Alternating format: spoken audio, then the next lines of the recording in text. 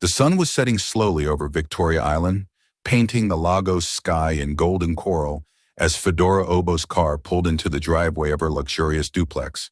The lights from the chandelier inside cast a soft glow onto the polished marble floor, welcoming her like an old friend.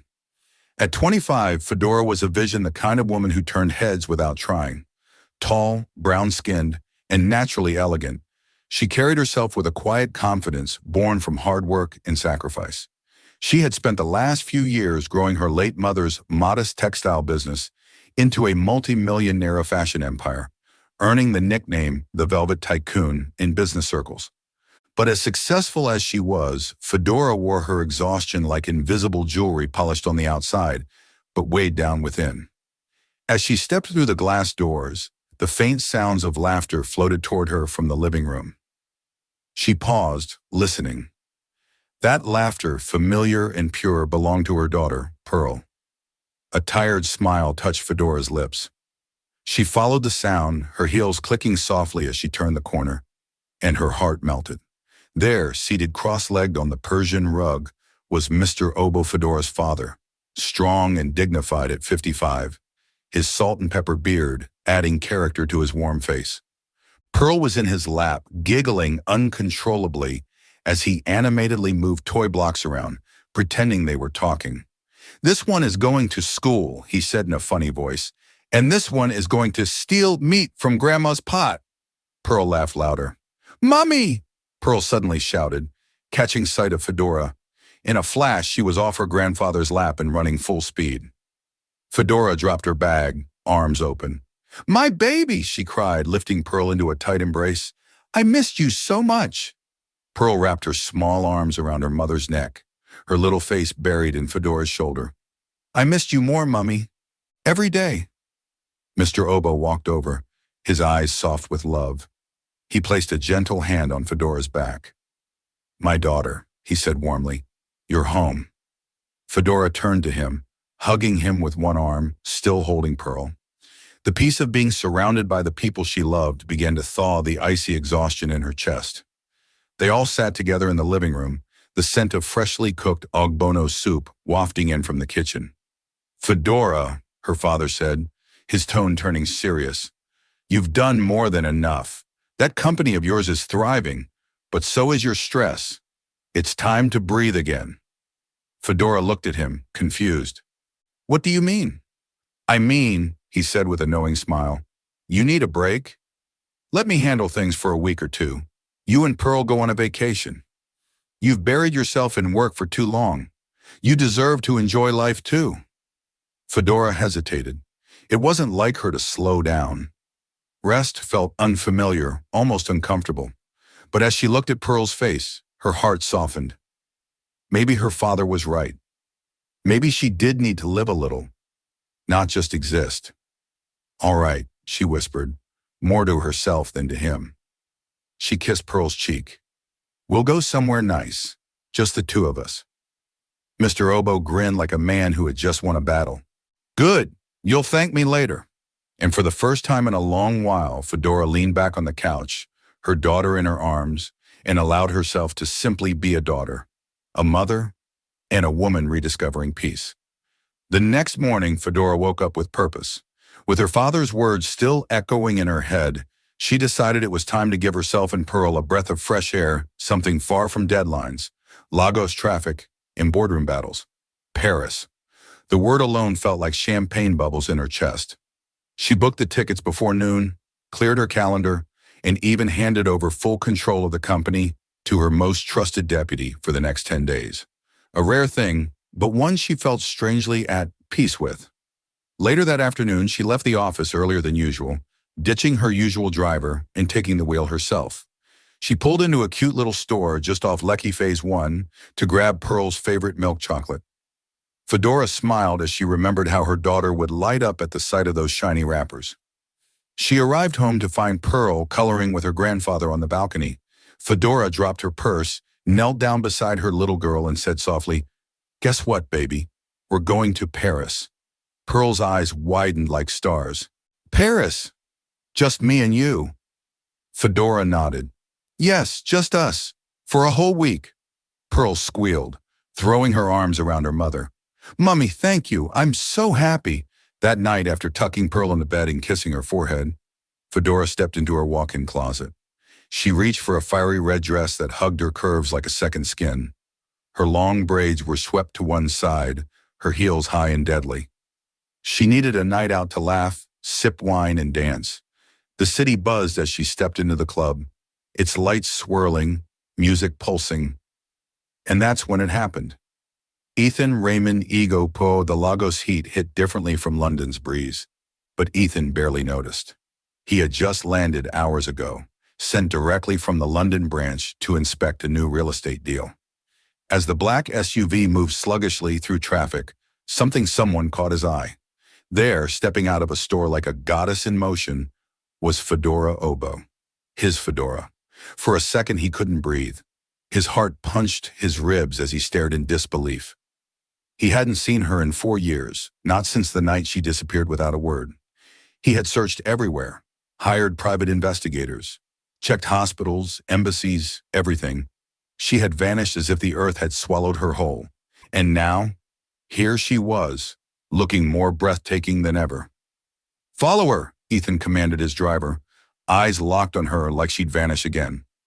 When she got home, he stayed in the car while one of his men confirmed what he feared: she lived with her father and a 4-year-old daughter. A daughter. His throat tightened. Had she married? Moved on without a word? The pain hit him like a blade, but he wasn't the kind of man to drown in confusion. He needed answers. He planted a discreet guard near her home, then checked into his hotel, mind in overdrive. Hours later, his phone rang. "She's heading to a club on the island," the voice said. Ethan grabbed his keys. Tonight, he would look her in the eye. Tonight, he would finally ask the question that had haunted him for years. There are some men you never forget. No matter how far you run, how deeply you try to bury the memories, they haunt you in the quiet, in the dark, in your dreams. Ethan Raymond Ego was that man for me. And tonight, he was standing right in front of me. It started off as a normal night out. I wore my fiery red dress, short, tasteful, and figure-hugging. Clara, Brian, and I had decided to blow off steam before I left for Paris with Pearl. Laughter, tequila shots, and loud Afro beats had filled the private lounge we sat in. I was tipsy, not drunk, just enough to feel warm inside and lose myself for a bit. I was on my way back from the bathroom when it happened. I was adjusting my heels, giggling softly to myself, when I collided with a solid wall of muscle. My heel twisted slightly, and I stumbled forward. But I didn't fall. 2 strong arms caught me effortlessly, and that's when I inhaled it, the familiar scent of his cologne. Rich, spicy, with a hint of oud. My heart dropped. I looked up, and my world tilted. Ethan. He looked even more devastatingly handsome than I remembered. Taller, broader. The dim lights of the club danced against his flawless brown skin, and those intense gray eyes pinned me in place. His face was sharper now, more matured, more refined. That same chiseled jaw, clenched as if holding back 1,000 emotions. I froze, my breath caught, my mind screamed, "How?" Then he whispered it, like a prayer. "Bunny." My knees almost gave out. That name, the one only he called me, a private nickname from a different lifetime. I thought I'd buried him. I wanted to believe I had. But one word from him, and the walls I built over 4 years began to tremble.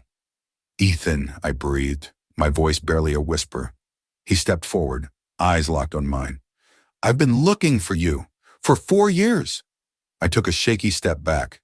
"There's nothing to talk about," I said quickly, the panic rising in my chest. "Let go of me." But he didn't move. "Please, Bunny, just 5 minutes. I need to—" "Don't call me that," I snapped, louder this time. My voice cracked. "You don't get to call me that anymore." Right then, Clara appeared beside me, eyes narrowed as she stepped protectively between us. Brian was close behind, his hand resting lightly on my back. "Is everything okay?" Clara asked sharply, sizing Ethan up. "She said no," Brian added, calm but firm. "Walk away, man." Ethan's jaw clenched. but he raised his hands and took a step back. His eyes stayed locked on mine, though, full of silent desperation. "I just want to talk, Fedora," he said quietly. "You owe me that." My eyes stung, but I didn't blink. "I don't owe you anything." And with that, I turned my back to him, even though my heart was breaking all over again.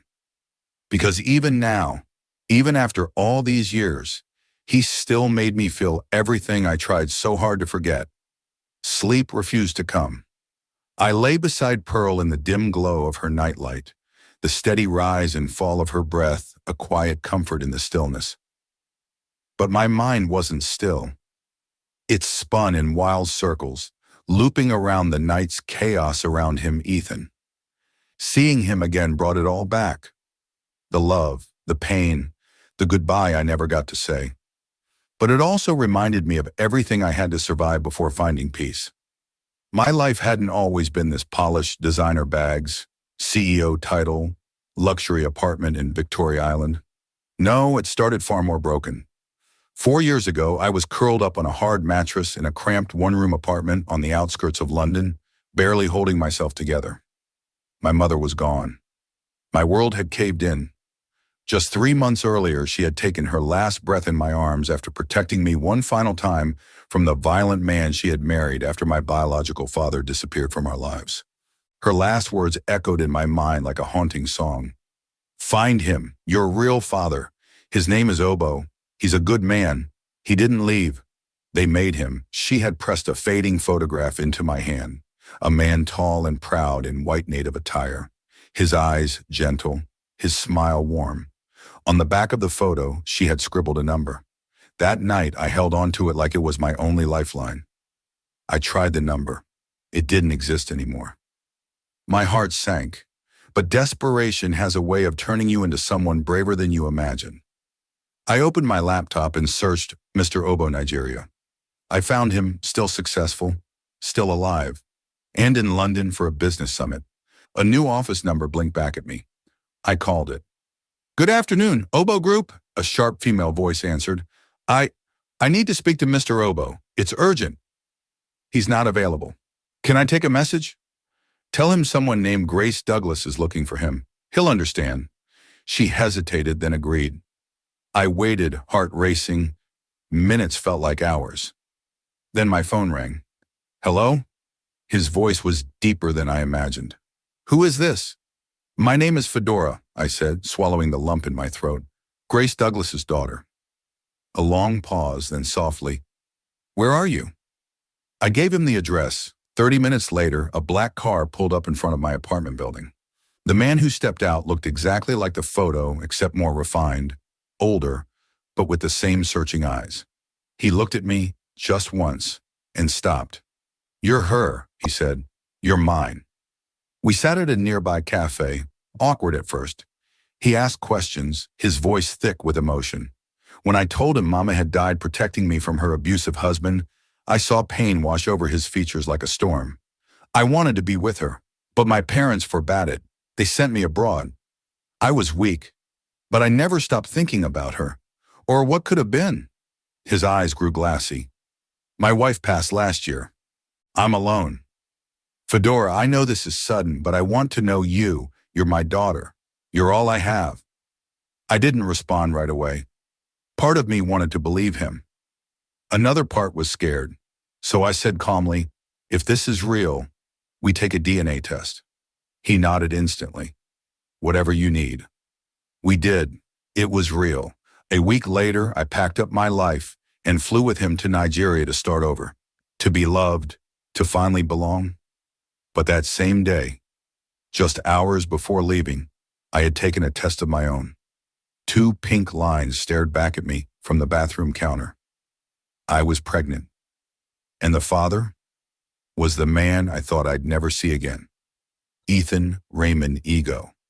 I laid beside Pearl, her tiny fingers wrapped loosely around mine as she slept, her breathing soft and even.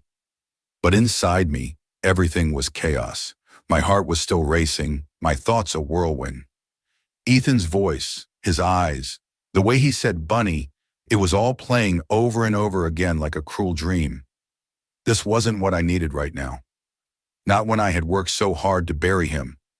Not when I had finally built a life for myself and my daughter. Tears had snuck down my cheeks long into the night, soaking into the pillow while I forced myself to stay quiet so I wouldn't wake Pearl. It wasn't just the shock of seeing Ethan. It was the storm of emotions I thought I'd buried 4 years ago. But morning came anyway. Pearl woke before me, her laughter filling the room as sunlight streamed through the curtains. My beautiful, happy girl, always so full of life. She had jumped on the bed, kissed my face, and said, "Mummy, can we go to the park today, please?" Who was I to say no? She was everything to me, my joy, my strength, my reason. We packed her favorite snacks and headed to the nearby park. It wasn't crowded yet, and she went straight for the swings. I sat nearby, watching her fly back and forth, her little giggles lifting some of the heaviness off my chest. And then, I felt him before I saw him. She was there. My discreet guy had called earlier, saying Fedora and the little girl were at the park. I told myself I wasn't going to do anything, just watch from a distance, make sure I wasn't dreaming. But the moment I saw them, something inside me snapped. I couldn't help myself. Pearl was on the swing, her tiny feet kicking the air with joy. And Fedora, God, she looked even more beautiful in the daylight. Hair pulled back in a scarf, dressed in a simple top and jeans, no makeup, but radiant, real, and motherly. I walked up slowly, heart pounding, rehearsing the words in my head. But Fedora saw me immediately, and her entire body stiffened. She moved toward Pearl fast, placing herself between us like a shield. "What are you doing here?" she snapped, her voice low and firm. "I just want to talk," I said, holding my hands up in surrender. "Just talk." "You need to leave, Ethan," she warned. "Now is not the time." But I wasn't going to walk away. Not this time. I squatted beside the little girl and smiled. "Hi there," I said softly. "What's your name?" She smiled sweetly. "Pearl." My heart clenched. She looked like me, too much like me. The shape of her eyes, the curve of her lips. God, could it be? "How old are you, Pearl?" I asked, almost whispering. Fedora stepped forward quickly. "That's enough. She's just a baby," Pearl chirped. "I'm 3.5. I stood up slowly, my eyes locked on Fedora's. My voice was low, cracked. "Who's her father?" Pearl looked up, blinking innocently. "Mummy, who's my daddy?" Fedora froze. She didn't answer. Instead, she scooped Pearl into her arms and began walking away fast. "Fedora!" I shouted, my voice shaking now. "What the hell is going on here?" But they were already gone, and I stood there, breathing hard in the middle of a playground, surrounded by echoes of the truth. The drive home was quiet, not peaceful, just heavy. Pearl sat in the back seat, swinging her legs, her big, curious eyes watching me through the rearview mirror. I gripped the steering wheel tightly, trying to stay calm, trying not to let the storm brewing inside of me reach the surface. I had just come face to face with the one man I swore I would never see again. The man I had run from. The man who unknowingly changed my entire life 4 years ago. And now, Pearl had seen him too. "Mummy," Pearl said softly, her voice slicing through the silence like a knife. "Was that man my daddy?" I felt like I'd swallowed a rock. My throat burned. I blinked rapidly to keep my emotions in check. How do you explain heartbreak to a child? How do you tell her the story of a love that once lit up your whole world and then destroyed it? I took a shaky breath, forcing myself to speak the truth even if it hurt. "Yes, baby," I whispered. "That was your daddy." She didn't ask anything else. She just looked out the window, hugging her teddy bear tight against her chest. When we got home, Pearl flew out of the car and into the living room. "Granddaddy," she called excitedly. "Guess what? I saw my daddy today." Mr. Obo, who was seated in his reading chair with a glass of juice beside him, looked up in surprise.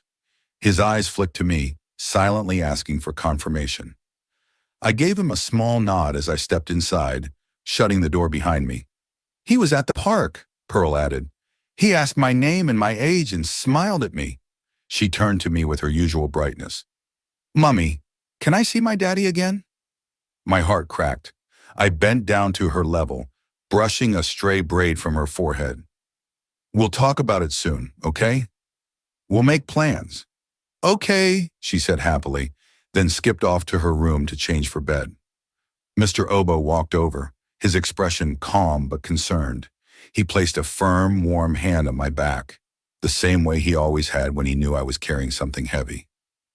Everything will be all right, he said quietly. I wanted to believe him. God knows I did. But part of me wasn't sure anything would be all right again. Later that night, I sat on my bed, laptop open, trying to focus on work. I was sorting out last-minute travel details, hotel confirmations, travel documents, Pearl's passport, her snacks, her favorite cartoons loaded on the iPad. We were leaving in 2 days, and I wanted everything to be perfect. This trip to Paris was supposed to be about peace, healing, reconnecting with my daughter away from everything that threatened to shake the foundation I'd built. But then, my phone rang. I stared at the screen. Unsaved number. I knew. Deep down, I knew it was him. My hand hovered, hesitating. But then I picked it up. Hello? I said cautiously. Silence, then. Bunny?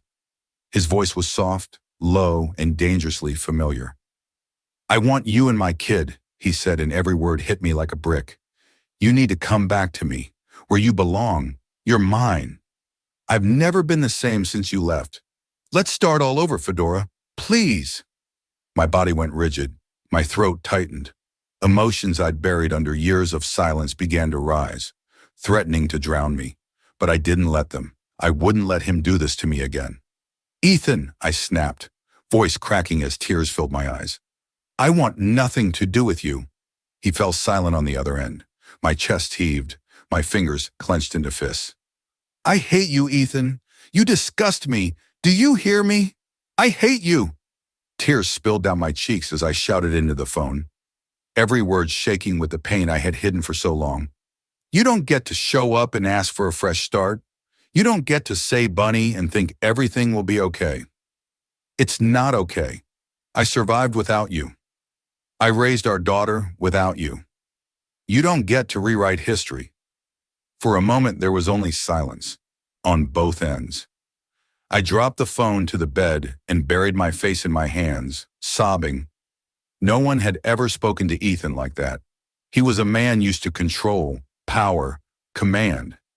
But I was the only one who ever saw the cracks in him, and maybe that's why I knew just how to break him back. Ethan couldn't sleep. He hadn't even tried. The image of Fedora's tear-streaked face and the sound of her voice screaming that she hated him played on repeat in his head like a cruel song. Each time she said, I want nothing to do with you, it carved another piece out of him. How could she hate him that much? How could the woman who once whispered she loved him now spit out words like venom? He sat up in the hotel bed, restless, running both hands through his hair. The city lights of Lagos flickered outside the window, but inside, Ethan felt like he was trapped in the dark. He wanted answers. He needed her to hear him, to let him speak. Just once. Without thinking, he grabbed his car keys. The sun had just begun to rise, casting a warm glow across the waking city. Lagos was already buzzing with energy, but Ethan's thoughts were miles away. By the time he parked outside the gate of Fedora's home, his heart was pounding. Then he saw her Pearl. She was standing just inside the gate, hands clasped, eyes closed, mumbling a child's morning prayer. His heart melted. She looked so pure, so innocent. Her tiny braids bounced gently as she rocked on her feet. She didn't even know he was watching her whole world. Good morning, Pearl, he said gently through the gate. Her eyes popped open, and she smiled. Good morning, Uncle. He forced a smile, then asked, Where's your mom? She's sleeping, Pearl replied casually. Ethan knelt down near the gate, his throat tight. Pearl, who do you think I am? She tilted her head. Mummy said you're my daddy. The words hit him like a wave. She said it without fear, without hesitation, just fact, and it nearly brought him to his knees. Suddenly, a security guard walked up, narrowing his eyes. Who are you looking for, sir? I'm here to see Fedora, Ethan said calmly. The guard hesitated, then went inside. Moments later, Mr. Obo emerged from the house wearing a simple robe and slippers. His expression was neutral but curious. Pearl ran up to him and held his hand. "And who are you?" Mr. Obo asked. "I'm Ethan," he said firmly. "I'm Pearl's father." A flicker of recognition flashed in the older man's eyes. Not shock, not surprise, just quiet understanding. Mr. Obo studied him for a moment, then turned to the guard. "Let him in." Ethan stepped through the gate slowly, the weight of the moment pressing heavily on his chest. "Pearl," Mr. Obo said gently, "go and call your mom. Tell her someone is here." She nodded and sprinted off into the house.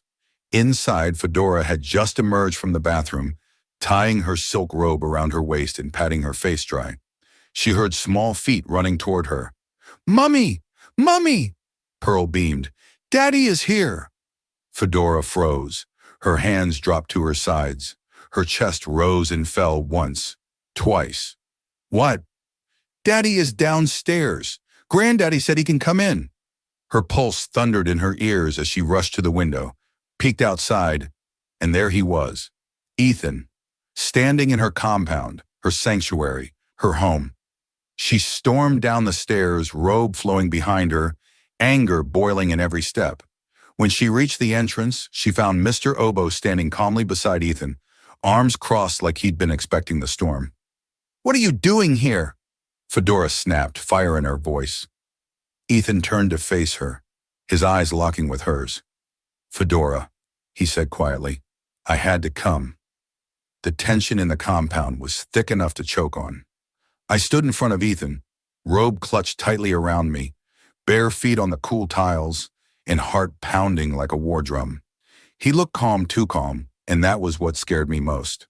The fire I once loved in his eyes was now a quiet storm, and it unsettled me. "What are you doing here, Ethan?" I hissed, trying to keep my voice from shaking. "You show up unannounced at my house. You wouldn't talk to me," he said, stepping forward slightly. "You blocked me out, Bunny. I had no choice." "Stop calling me that," I snapped. He flinched slightly, but his jaw tightened. "What did you expect me to do after I found out I had a child I never knew about?" I didn't speak, because deep down, I knew he had every right to be angry. I had hidden Pearl from him. But what he didn't know, what he never tried to know, was the pain behind my silence. "You can't just show up here and demand answers," I said coldly. "You may be Pearl's father, and I won't keep her from you.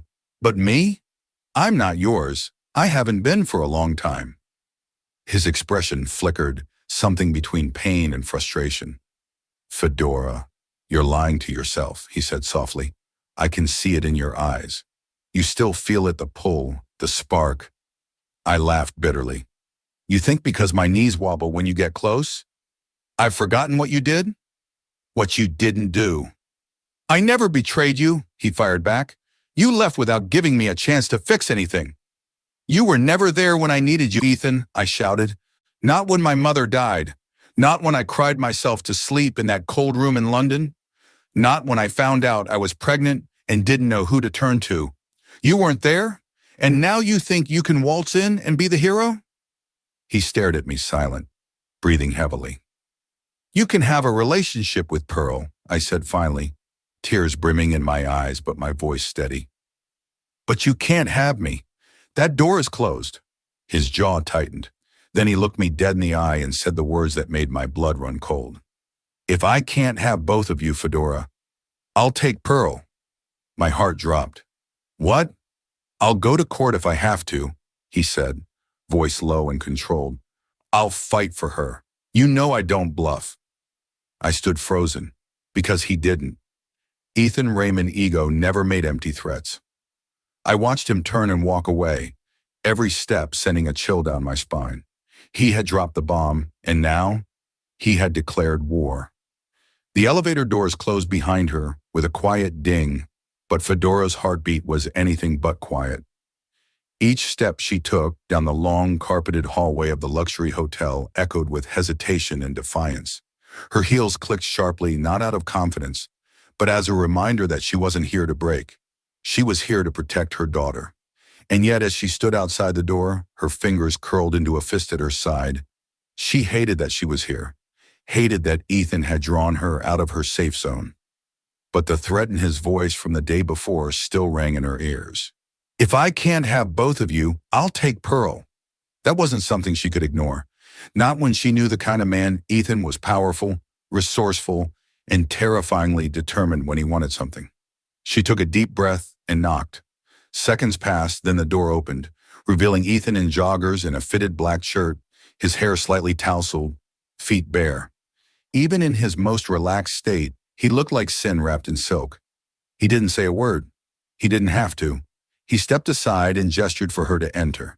Fedora walked in, head high, spine straight. I came here to talk about Pearl, she said the moment the door clicked shut behind them. Nothing else.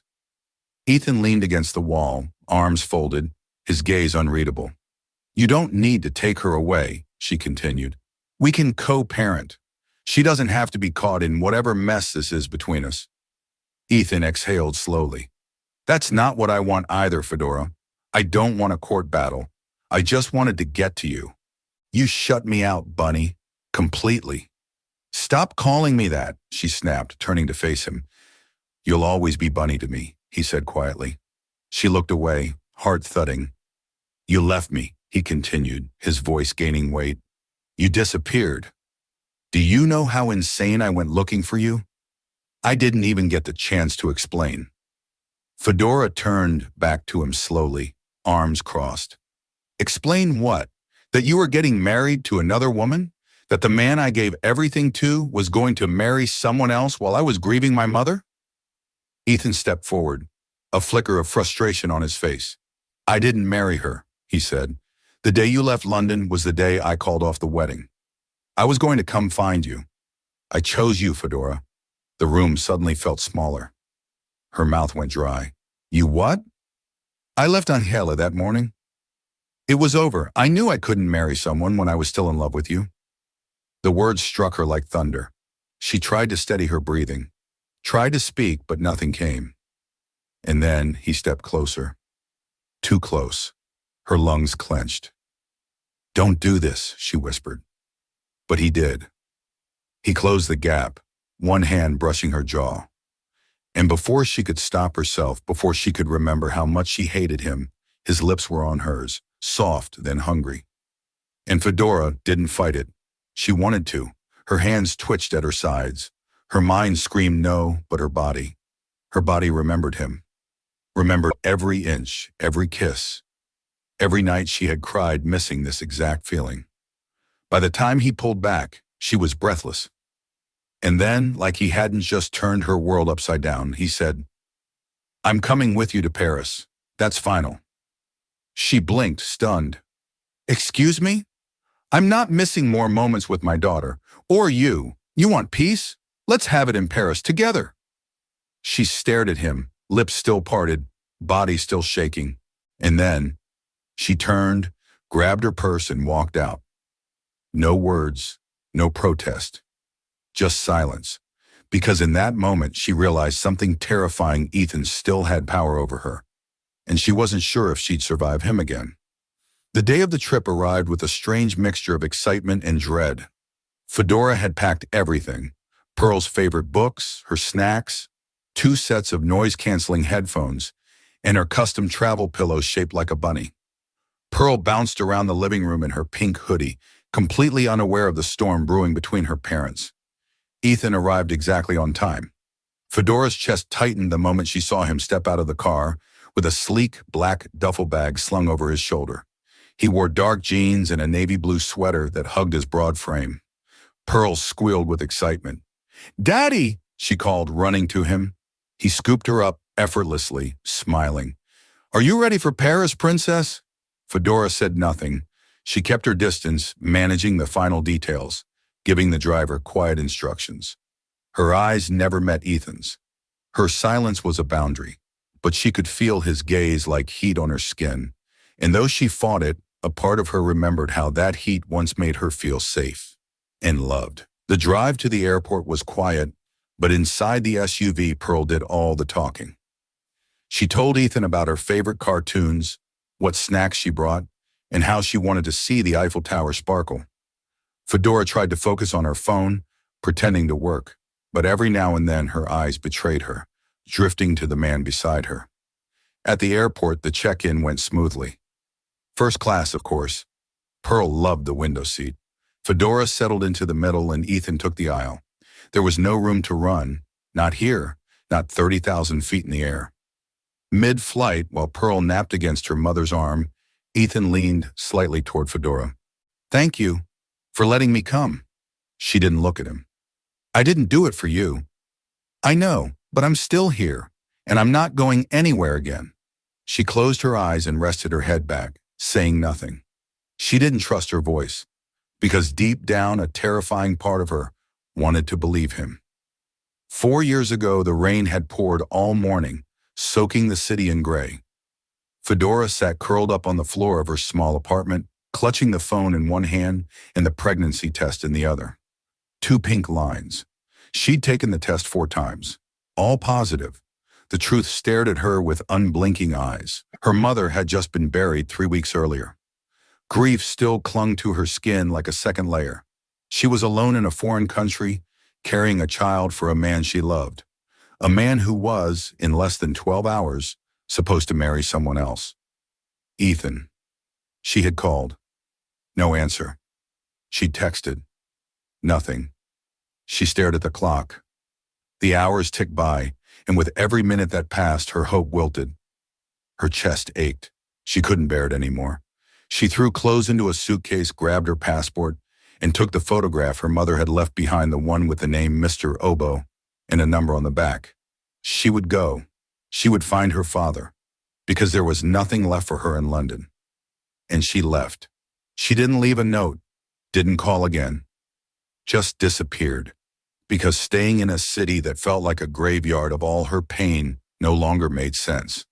What she didn't know then was that Ethan had broken off the engagement that morning, that he had raced to her apartment hours later and found nothing but silence, that he had searched, heartbroken and furious, only to discover she had vanished without a trace.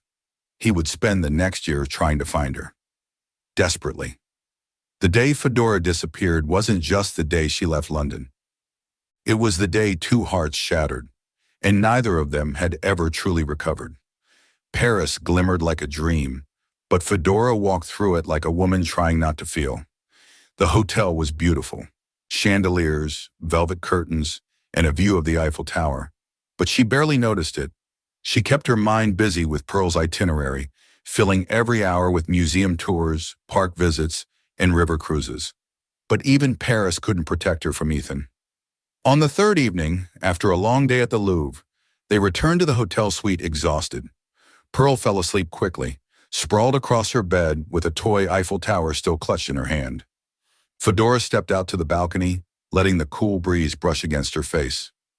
Ethan joined her minutes later. He stood silently beside her, watching the tower sparkle in the distance.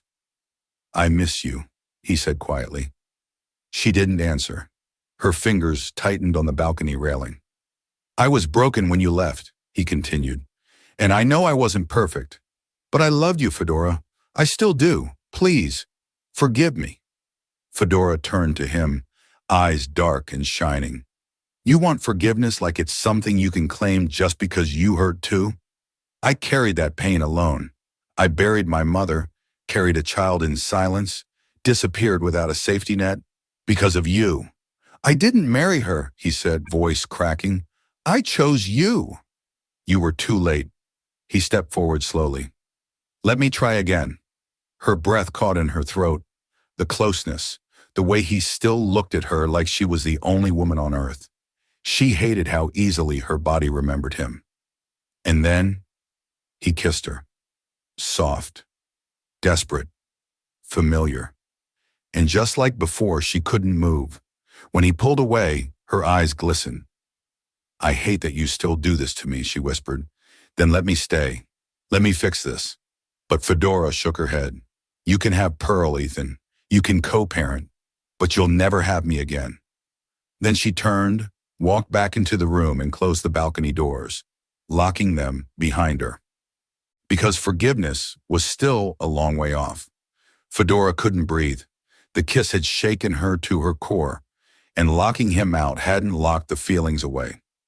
After tossing and turning for over an hour while Pearl slept peacefully beside her, she quietly slipped out of the suite and walked down the street to a cozy lounge tucked beside a corner bakery.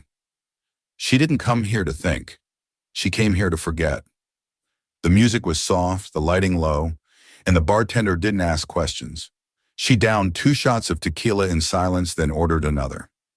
Her thoughts were loud, angry, conflicted. Her heart screamed that she still loved Ethan, but her pride and her pain roared louder. "Mind if I sit here?" a smooth voice interrupted her spiral. She looked up and saw a well-dressed man, tall, dark, and charming, with a kind smile. He didn't feel threatening, just intrigued. "You're incredibly beautiful," he said, sincere. "I saw you from across the room, and I just had to try. Can I have your number? Maybe show you a better night than the one that put that frown on your face?" Fedora opened her mouth, unsure of what to say, but before she could utter a single word, "Back off, she's my wife, Ethan." He appeared out of nowhere, his voice deadly calm, his body towering behind her like a shadow. The other man raised his hands and backed off quickly. Fedora turned to Ethan, stunned. "Your wife since when?" But he didn't answer. He just grabbed her wrist gently, firmly. "We're leaving." Back at the hotel, he pulled her into one of the bedrooms. The air was thick with tension. "Why can't you forgive me?" he shouted suddenly, his voice raw. "I made a mistake. I've apologized. I've begged. Why can't you just let it go?" She spun around, voice cracking as she screamed back. "You took my love for granted, Ethan. You broke me into pieces. I loved you unconditionally, and you shattered everything." He collapsed onto the bed, hands in his hair. "I've changed. I swear I've changed. I would love you right. I will love you right. You belong to me, Fedora, and no man will ever touch you. You're mine." But she had nothing left to say. She walked quietly out of the room, into the one where Pearl was still sound asleep. She slid under the covers, gently pulled her daughter close, and let the tears fall silently. What does he even want from me now? Fedora didn't have the answer, but she knew one thing for sure: her heart had never fully healed, and now Ethan was testing every crack all over again. The morning sunlight filtered softly through the curtains, and Fedora stirred at the sound of tiny feet padding across the room. Pearl climbed into bed beside her, wrapping her little arms around her mother's waist. "Mummy," she whispered, "I heard you and Daddy last night." Fedora froze. Pearl's voice was sad, gentle. "I hate when you cry. I don't like it when you fight. I just want you both to be happy." Fedora's chest tightened. She stroked her daughter's hair, not knowing what to say. But that small, tender confession stayed with Ethan all day. He had been standing outside the door listening, and in that moment he made a silent vow. He would win Fedora back, not with force, not with guilt, but with patience, truth, and love. The day passed slowly. They took Pearl out to the Jardin des Plantes, walked by the river, and even got her a miniature Eiffel Tower necklace from a street vendor. Ethan was attentive, warm, and so gentle with Pearl that it pulled at Fedora's heart every time she looked at them. It reminded her of what could have been, and maybe still could be. He carried her on his shoulders when she got tired, spun her around in the grass when she giggled, and even let her smear ice cream on his nose just to see her laugh. Fedora tried to act unaffected, but the sight of them together tugged at her soul. She saw the man Ethan could have been, the father Pearl had never known, yet instantly loved. That night, after Pearl had fallen asleep wrapped in her blanket and clutching her new necklace, Fedora stepped out onto the balcony in a silk nightgown, letting the breeze cool her restless thoughts. Paris shimmered before her, like a dream, but her heart felt heavy. Ethan joined her quietly. He didn't speak at first. He just looked at her like she was everything he had ever wanted, but never believed he deserved. "I hurt you," he said finally, his voice thick with regret, "and I've spent every day since regretting it. I wasn't a complete man without you. Fedora, I breathe you. I dream about you. You're all I think about. She turned to him, heart slamming against her ribs. Her throat tightened. I know I don't deserve you, he whispered, but I swear I will spend every day proving I can love you right, the way you always deserved. Fedora didn't speak. Her eyes shimmered with emotion. She had loved him so deeply once she never truly stopped. And seeing him now, loving their daughter the way he did, showing up in all the ways he never had before. It broke something in her, and healed something too. She stepped toward him, her breath uneven. Then she leaned in and kissed him, slowly, desperately. Ethan responded like a man starved. He pulled her closer, kissed her harder, then lifted her effortlessly into his arms. She didn't resist. She couldn't. He carried her inside and laid her gently on the bed, as if she were the most fragile, sacred thing in the world. His lips moved over every inch of her body like a silent prayer. Every touch was tender. Every kiss was full of longing. He made love to her like he was pouring his soul into every stroke, and she took it all, silently craving the pieces of him she had missed for so long. His hands memorized her all over again. Her fingers tangled in his hair. Her breath hitched as he whispered her name like a vow. They didn't speak, because what they had needed no words. That night, they didn't just reconnect. They reclaimed each other. And for the first time in years, they were whole again. The morning after was soft, a kind of silence that spoke peace. Fedora stirred beneath the sheets, slowly waking to the warmth of Ethan's arm draped gently over her waist. His breath was steady, and for the first time in years, she felt calm, safe. Not because everything was perfect, but because something had shifted. She turned carefully to face him. His features, always striking, were calm in sleep, vulnerable, a softness she rarely got to witness. Her fingers twitched, aching to trace the line of his jaw. But she stopped herself. Memories of the night before stirred something deep within her. Not just the passion, but the emotion, the way he held her afterward. How he whispered her name like a man desperate not to lose her again. And for the first time in a long time, she hadn't cried herself to sleep. Gently, she slipped out from under the sheets and wrapped herself in a satin robe. The light breeze from the balcony doors swept across the room as she padded barefoot toward Pearl's room. Her daughter was still fast asleep, curled up in a ball with her toy bunny pressed against her chest. Fedora sat beside her, running fingers through her curls.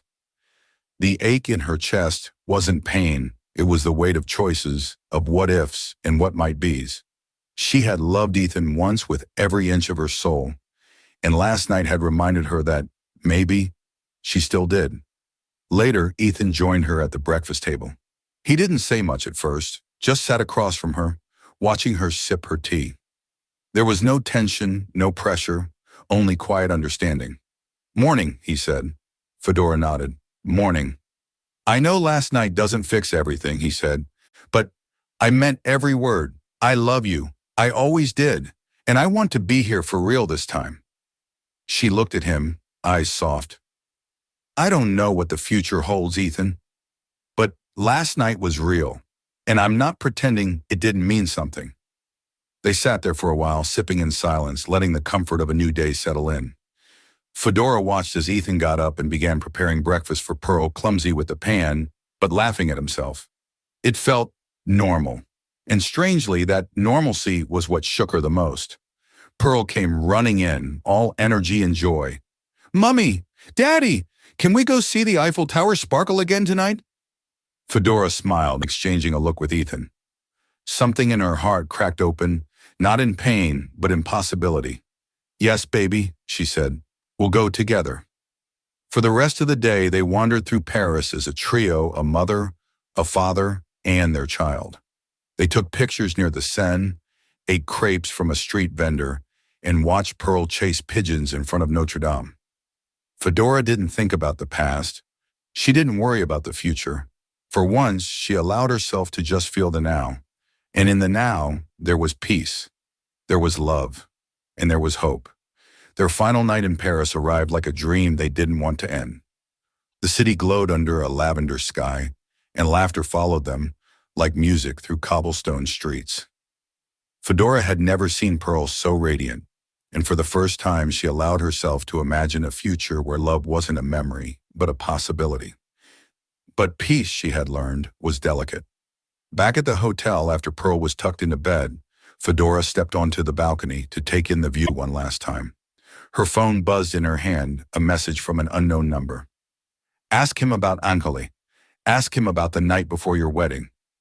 Everything you know is a lie. Her blood ran cold. She turned around slowly, finding Ethan standing by the window, sipping wine, watching her. Who sent this? She asked, holding up the phone. He froze. Fedora, let me explain. So it's true? There's more? Her voice shook. I let you back into my heart. I let you into our daughter's life.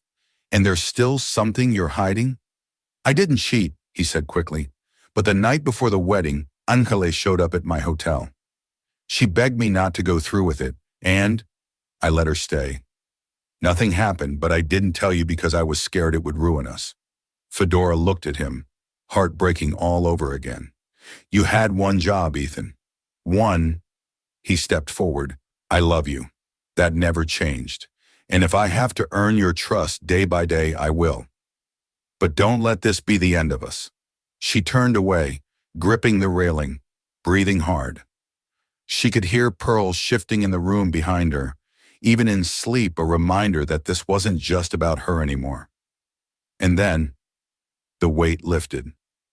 Fedora turned back to Ethan, her voice low. I won't punish myself for loving you. Not anymore. But this time, we do it on my terms. Ethan nodded slowly. Anything you want. Just don't walk away. She stepped forward, took his hand. I'm not walking away, but you'll have to keep proving you're worth staying for. He held her tightly. In that moment, they weren't perfect, but they were real. And in a city built on love, that was more than enough.